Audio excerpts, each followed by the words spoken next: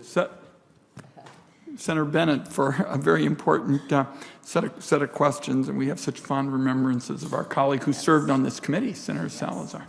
Senator Stabenow, the chair of the Agriculture Committee, our go-to person. Well, thank you, Chairman Wyden and Ranking Member Crapo for the hearing, and welcome, Mr. McHale. We're so glad to have you in front of us and have your nomination in front of us. We definitely need a Chief Agriculture Negotiator as soon as possible. I know that from the Agriculture Committee standpoint with myself and Senator Bozeman, we have been urging that this happen as quickly as possible. And I know with the breadth of knowledge that you have, what you bring to the role from your career working on a wide range of issues at USDA, that it's incredibly important that we get your talent and skills to work as soon as possible for our farmers and ranchers in rural communities. So I look forward to supporting your confirmation. Obviously, enforcement is very, very important, as well as how we negotiate opening up markets. Our farmers need markets, as we've talked about today. We all know safest, most affordable food supply in the world, and we need markets as to be successful. So I wonder if you might talk specifically about Canada, our friends in Canada, and the dairy market access commitments that we were able to negotiate under USMCA. Dairy is our top commodity in Michigan, and it's really critical that Canada follow through. We know that Ambassador Tai has been focused on the issue, the first trade case that she brought, which was great. But as you know, Canada's response and lack of meaningful changes has been very, very disappointing in this area. So how can we make sure that this second dairy case is successful and results in the real change we need to see from Canada so our dairy farmers see the full benefits of this agreement that we fought so hard to get? Yes. Thank you, Chairman Stabenow. Nice to see you. The dairy farmers in this country are the hardest working farmers there are. I think if you talk to anybody in agriculture, they would all agree that there's no harder workers than dairy. And all of us, you all up here, USDA fought really hard for those provisions of USMCA. And this is really one of our first opportunities to utilize those tools and to make sure that USMCA will be effective going down the path. So we were successful in the first phase, but Canada's response to that decision fell far short of the mark, absolutely did not provide the kind of market access that our dairy producers deserve. And we will fight fully for full retail access to the market in Canada for our dairy products. So USDA cooperated very closely with USTR to file the second round.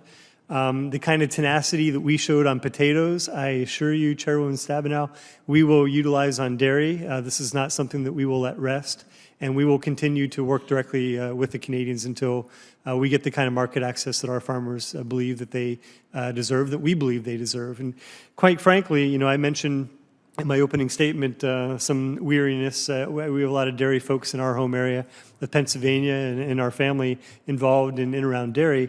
We need to be successful on trade agreement enforcement, because if we're not, it just is a way for folks to question what they can believe in terms of government.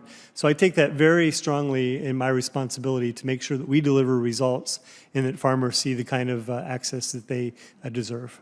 Thank you so much. And we've talked a lot about the unscientific SPS, or the sanitary and phytosanitary barriers, other technical barriers, non-tariff trade barriers that we face when we are selling abroad. This is a continual issue for us, years and years. I've been focused on this for various kinds of commodities. We in Michigan grow more diversity of crops than actually any other state but California, so we're faced with this all the time, as you know. So it's very important that you are focused on that going forward. There's another piece, though, while we're trying to sell abroad, we also have to make sure particularly that our fruit and vegetable growers don't face unfair competition of imports here at home. This is the other side of that. So we've had this problem with asparagus and tart cherries and blueberries, where we see unfair subsidized foreign imports, essentially dumping in our country, increasing very, very difficult situations for our farmers. Michigan farmers have really been concerned about being successful with these unfair imports and subsidizing of imports. So could you talk a little bit from that end? How do we keep our domestic fruit and vegetable growers in business and ensure a fair marketplace in the U.S.? Yes. Thank you, Chairwoman Stabenow, for that question. I've spent a lot of time thinking about this, especially with respect to fruit and vegetable producers in particular. Having worked at APHIS, we have a world-class system of ensuring, plant health, ensuring that our plants are free of pests, et cetera. And I believe we should hold foreign importers to the same standards that we hold our own producers to here.